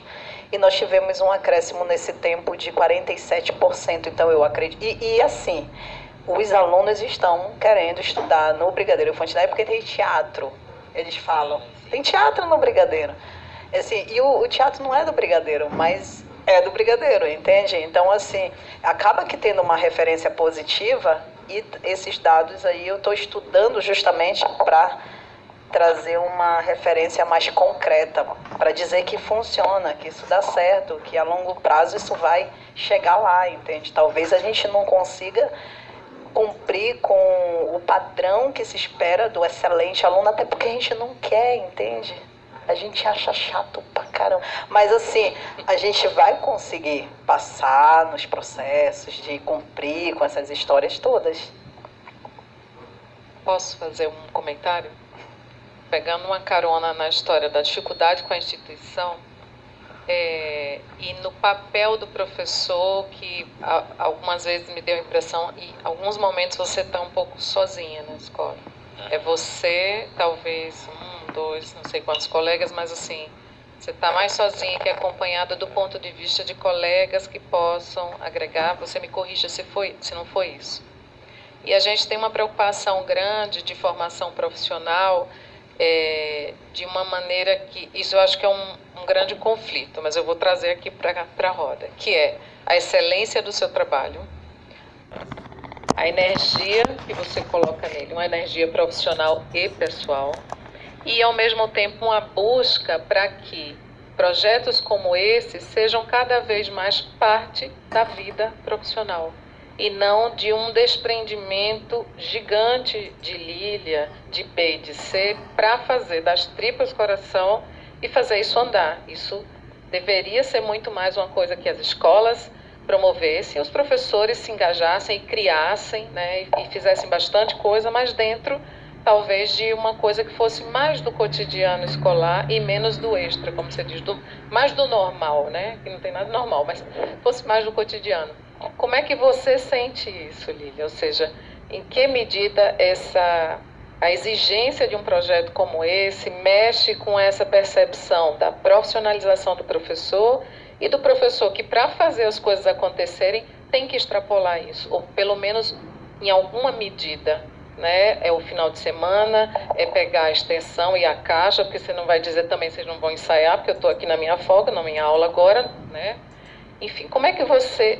Primeiro você vive isso, e como é que você pensa isso? Que eu acho que é uma coisa importante de a gente trazer para os professores em formação aqui. Alguns já são professores, inclusive. Então, essa solidão pedagógica, ela aparece em várias instâncias. O que eu percebo ao longo ao longo a solidão pedagógica, acabei de inventar isso, mentira. Poxa, até quebrou o raciocínio. Então, assim, ela aparece em diferentes instâncias. O que eu percebi ao longo desse trabalho, do decorrer desses últimos 3 anos, é o seguinte: existem muitos professores que estão desenvolvendo trabalhos com essas metodologias ativas dentro das suas salas de aula de uma maneira muito quietinha. Assim, por várias razões, eu não posso nem te responder o porquê precisamente, mas assim, é aquela coisa do... Eu tenho 50 minutos, então eu vou ali, faço história e vou-me embora. E não socializo. Eu acredito, e te afirmo isso, que o problema está mais na construção dessa rede. É necessário conectar, é necessário construir essa rede para fortalecer essas iniciativas que muitas vezes não aparecem por conta dessa solidão que está sendo construída dentro das salas de aula. Então, assim, eu vejo meus professores e minhas professoras fazendo isso e não acreditando que estão fazendo e que está funcionando. Até porque práticas como essas, elas não têm retorno imediato. O que tu vais fazer é perder esse aluno de vista e daqui a alguns anos ele vai te dar um feedback, talvez. Ele vai virar e dizer assim: professor, o senhor mudou minha vida. Mas a gente não faz para ouvir isso. A gente só precisa saber que a educação, ela de fato é um instrumento de transformação social, e quando a gente se engaja com responsabilidade e acreditando naquilo que a gente está fazendo, é óbvio que vai transformar, não tem como não transformar. Agora, os retornos, eles são tímidos. Agora a gente precisa fazer essa rede. Bom, com relação a eu estar ou não sozinho na escola, eu tenho visto muitos professores aderindo. E professores aderindo dentro de um desespero total, do tipo assim: eu quero fazer parte, só não sei como, entendeu? E é legal, porque a minha insegurança de não saber como acaba me tirando da zona de conforto e me forçando a escrever uma nova metodologia dentro de uma que já há, né? As metodologias ativas, elas estão aí. Existem vários artigos para se estudar. Os letramentos de resistência, enfim, eles estão aí, a gente tem muito material para se estudar. Mas, no final das contas, vai ser um processo dialógico do professor entender o seu aluno. E eles têm feito isso, eu tenho percebido. Eu acredito que o caldo está engrossando de uma maneira que não foi prevista, porque nunca vai ser do jeito que se planeja. Sempre vai ser de acordo com a realidade que se constrói a partir do que se tem. Mas então, assim, é uma solidão? Sim, porque eu acho que esse processo todo ele é solitário, tanto do entendimento dele quanto da aplicação desse entendimento. Mas ninguém está sozinho, estamos todos atentos, e isso está acontecendo e está funcionando. Eu acredito que, inclusive, esse é um anúncio de esperança dentro de um contexto político que se encontra. Não tem ninguém parado, ninguém está parado. Eu acho, inclusive, que essa sensação, esse caos, ele é um caos necessário para que a gente reaja, porque houve uma interrupção muito grande dentro desse processo. E agora a gente está assim, ou a gente vai ou a gente morre. Porque se a gente ficar, a gente vai morrer. E se a gente for, a gente também vai morrer. Então agora é só escolher como vamos morrer, parados ou lutando. É melhor lutar. Esse trabalho, como ele nasce, assim. Sou educador social aqui. E aí vejo esse epistemicídio, os saberes de matriz africana, dos povos indígenas. E aí uma perspectiva eurocentrada na escola, na educação ainda, muito forte. E são amarras que não nos cabem, pensando na diversidade, pensando nesse menino que é protagonista, mas que às vezes a escola exige um capital hegemônico dele, eurocentrado, e aí ele está dormindo até 10 horas para enganar a fome. e tem muita potência, mas a escola muitas vezes não dá conta disso, e aí sobra muito pro educador mesmo. E aí eu fico pensando que esse buraco é mais embaixo, porque você empenhou sua vida para mexer nessa estrutura, porque esses meninos precisavam de alguém que quisesse mexer na estrutura mesmo. Porque às vezes, né, tem que entrar no sistema e tem que corroer ele como um todo de verdade, senão não os alcançaríamos. E aí, esses projetos dá esse parabéns. Mas também, assim, essa conversa aqui ela é muito importante, né? Os centros de saber, né? Essa é uma perspectiva europeia também, porque daí no Enem você determina quem vai ocupar os espaços de poder da cidade. Na matriz africana os saberes estão em todos os lugares, e aí a gente equipara isso, assim, porque a gente trabalha a partir de um eixo valorativo, que aí é a base da educação social. Do próprio menino, da poesia que ele traz, de como ele trabalha, maneja a palavra, de como, pra gente pensar a língua, a palavra mesmo, de como ele é criativo, de como ele não tem espaço, e eu sempre aprendiz de menor, aprendiz deles, porque não é dar a voz, eles já têm a voz, já está tudo com eles, é oferecer meios para que essa mágica aconteça, dialogicamente. Então, toda vez que a gente olha para o menino de cima, ou que a gente olha de alguma maneira detentor do saber, do conhecimento, desse menino como um espaço vazio, onde eu vou levar alguma coisa, eu acho que a gente não acessa essa matriz que inclusive está nele, e isso não é a diversidade, não são as trocas que se deram aqui de fato, a gente não contempla isso. Então eu fico pensando de como esse projeto nasceu, que é maravilhoso, de falar de menino preto, de pensar menino por causa do corpo dele, né? Corpos que não cabem nessa sociedade, um jovem que está numa construção do corpo social, e ele vai olhando e desde o cabelo que tem que ser alisado, ele precisa ser consertado, ele precisa ser arrumado. Então é um corpo que ele já vai vendo um problema nessa sociedade, ele quer fazer parte dela, ou talvez até não, né? E aí ele vai às margens dela. E aí onde ele se veja marcado para o extermínio, assim, seja pela polícia, ou confinamento, etc., ou realmente excluído de alguma forma. E aí acessar esse protagonismo, né, dessa agonia, desse sentimento, trazer todo esse... Ele sofre por isso. E aí, quando ele começa a sofrer por isso, por todas essas questões, quando ele não se aliena, porque acho que de sobrevivência às vezes é alienar. Às vezes, né, quero levar um menino no espaço de cultura afro e ele está alienado a isso porque dói.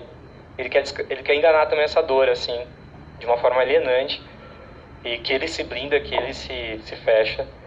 E quando ele sente, aí realmente as coisas realmente acontecem. Acho que esse projeto, todos os créditos a você, mas todos os créditos aos meninos que, na sua resiliência, de toda a sua dificuldade, pauperem, assim.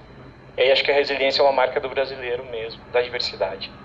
De não aceitar o não, o bom jeitinho brasileiro, eu falo disso, assim, que é não aceitar o não como resposta, dar um jeito, vamos dar um jeito nisso, assim, sabe?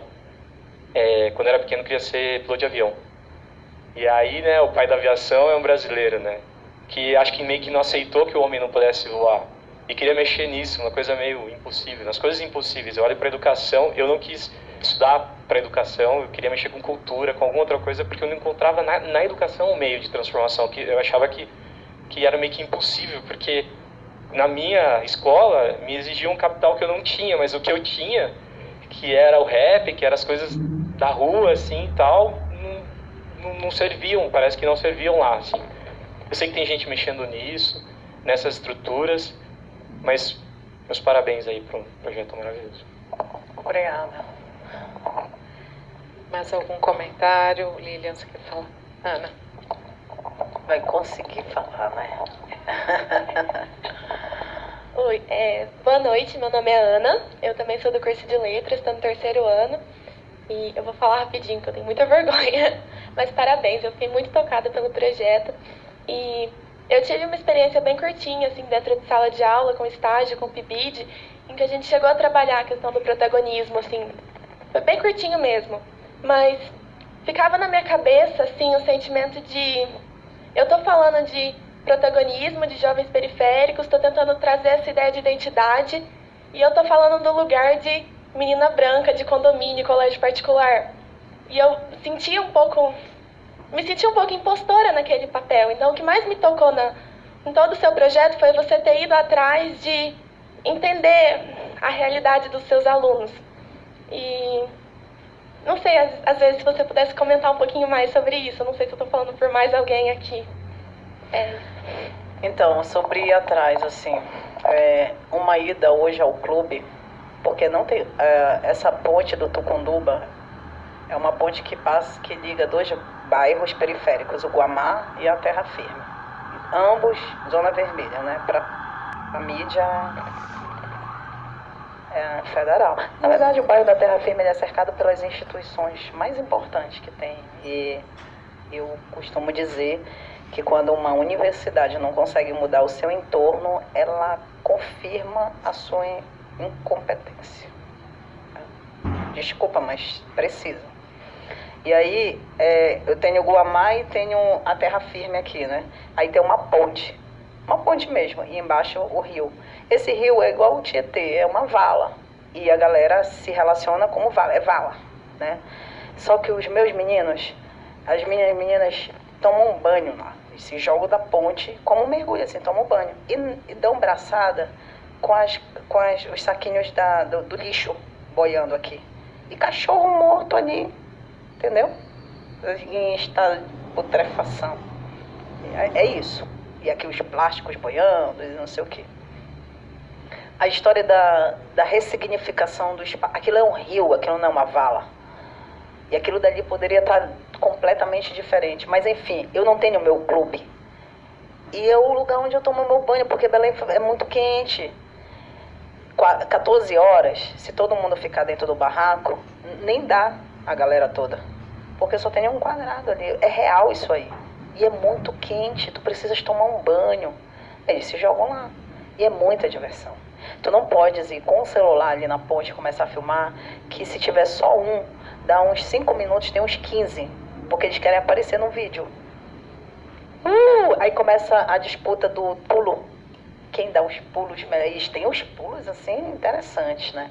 E aí a gente começou, é muito significativo pra gente, a gente está fazendo uma releitura, essa leitura simbólica do pulo poético. O que é esse salto que eu dou? E aí, falando sobre essa questão da realidade, quando tu me perguntas, uma ida minha ao clube hoje não é com menos de 50 meninos e meninas. Eu tenho que fretar ônibus. Porque antes eu levava, eu tenho uma galera de filho também, né? Eu começou desde aí, eu já tinha uma experiência com uma galera. Eu tenho 5 filhos, então assim, antigamente eu levava os 5 ao clube. Agora eu levo 55. Porque eu não tenho como levar os 5 e não levar os 50. Entendeste? É uma coisa assim que já pertence à minha pessoa. Assim, se eu vou ali, eu tenho que levá-los. Porque eu não consigo processar se não for levando. A história da Camperifa que eu não consegui falar, porque muita coisa para falar, eu tô de férias, mês de julho. Então, uma professora que trabalhou pra caramba merece férias. A doida resolve fazer uma colônia de férias. Aí eu contactei um monte de gente que já tinha vindo lá do Festival Internacional do Cinema, onde eles inauguraram Perspectivas, lembra? Tinha uma galera de Cuba. Como é que eu ia desperdiçar esse povo que faz cinema e que estava vindo de Cuba, de não sei o que, de vários lugares. O festival era internacional e eles ainda iam ficar mais uma semana. Aí eu disse, gente, vocês precisam ir lá falar. E todo mundo queria ir, porque tinham assistido ao filme. Falaram, eu preciso ir lá com esses meninos. Pronto, fiz a colônia de férias. 15 dias, morreu 15 dias das minhas férias. Mas os outros 15 dias eu disse, então agora eu vou relaxar com meus filhos. Fiz a Camperifa. E o que é uma Camperifa? Eu comecei a perceber que deu um boom na recepção dessa obra deles. E eles estavam começando a entrar em parafuso. Sabe aquela coisa assim do tipo, agora eu só vivo na mídia e agora eu tô... Mas assim, o Alto da Compadecida, fica pobre, fica rico, fica pobre. Agora eu tenho, agora eu não tenho. Porque uma hora eles iam numa instituição que tinha um coquetel de comer pra caramba. Quando eu voltava para casa, eu não tinha um almoço. Que diacho é isso? Então, assim, a cabeça estava pirando. E eu também. Eu também não estava conseguindo ressignificar isso. Para tudo, a gente vai para o meio do mato. Porque a nossa identidade é afro-indígena ribeirinha. Então, a gente vai para o meio do mato. E aí eu escolhi o Acará por questões históricas lá dos cabanos, que foi uma retirada simbólica, eles fogem para dentro do mato e vão para Acará. E aí eu levei, foram 28 jovens, e nós fizemos uma fogueira de madrugada no meio do mato. As fotos estão aí, eu não consegui passar, mas isso está tudo na página. No meio do mato, uma galera com medo, a gente trai, bora lá, tu é forte e tal, enfrenta teus medos. E depois que a gente fez a fogueira, a gente sentou no entorno dela com um círculo e todo mundo começou a contar a sua história, aquilo ali a gente quase amanhece. Cada um ouvindo a história do outro. Cara, uma experiência que eu tive foi um garoto, que eu não vou citar o nome porque eles estão assistindo isso. Eu achava ele muito estranho.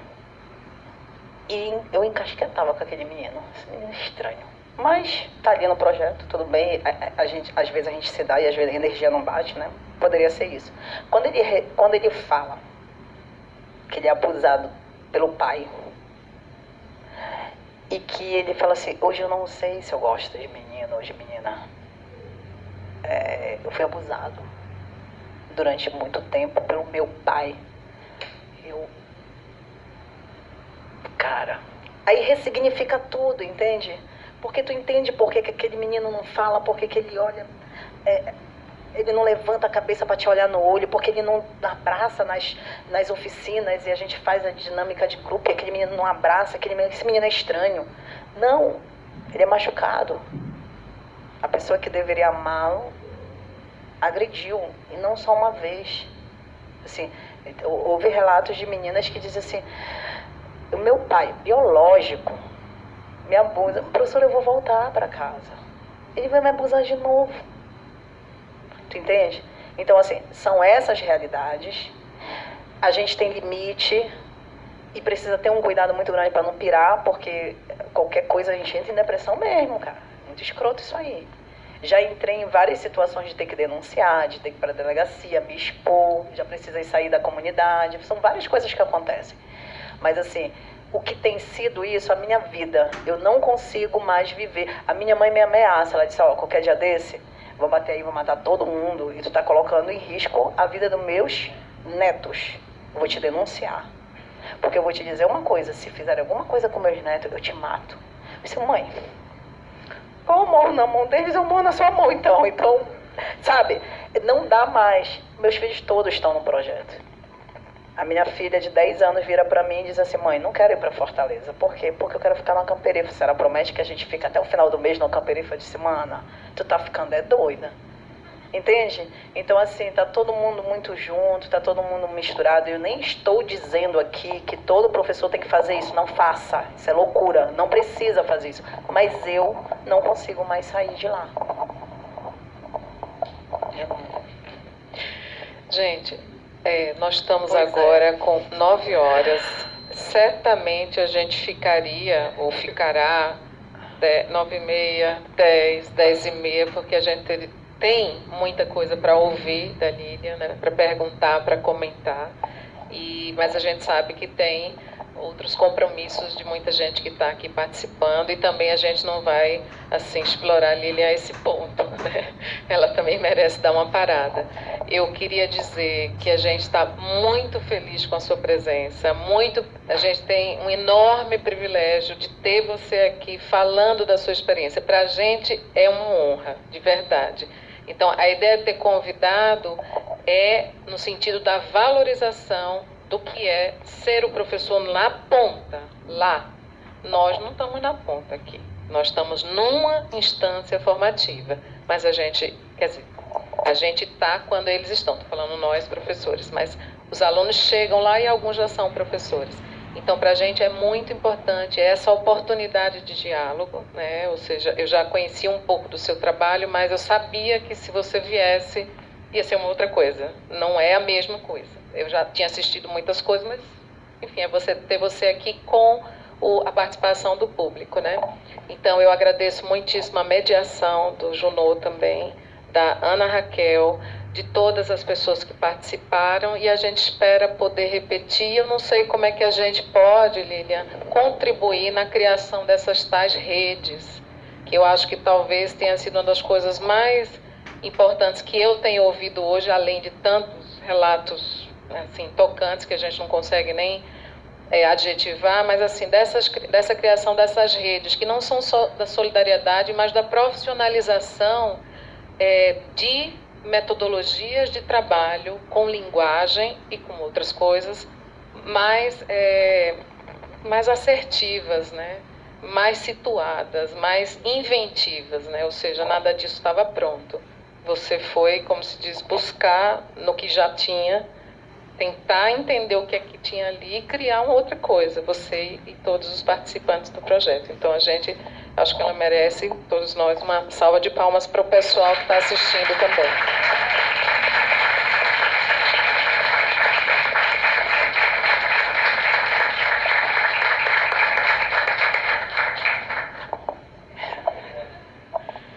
Então é isso.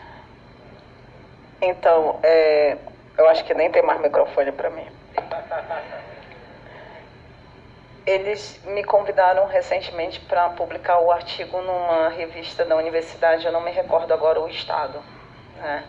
Eu acho que isso é um meio legal, entendeu? Porque fica muito assim acadêmico e os professores, eles podem, devem e precisam publicar nessas revistas, nesses livros, esses artigos, essas experiências.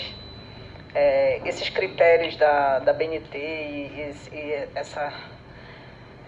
esse molde, eu acho que deveria ser calma, né? A gente é da educação básica e tal, ter uma compreensão maior com relação a isso e aproveitar mais o conteúdo ao invés da forma dessa imposição acadêmica. Eu acho que isso dificulta muito. Tem muito professor que tem experiência legal, mas que deixa de publicar porque tem medo de expor o seu artigo e dizer, nossa, vou levar lá para o professor da universidade, ele vai rir da minha cara, entende? Então, eu acho que tem que ter isso também. E vocês, meninos e meninas que estão aí, tu que está saindo também, por favor, não deixa de curtir nossa página, de acessar, bem blogueirinha, terminando a história, né?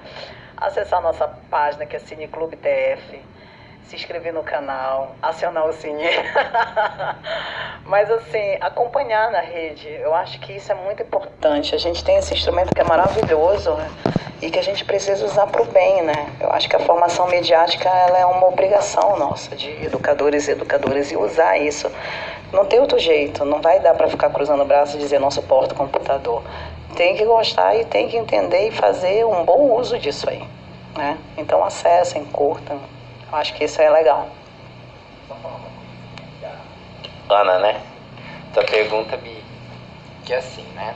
É uma coisa que eu sempre falo quando eu vou... Olha essa cara de quem pisou no Complexo Alemão, né?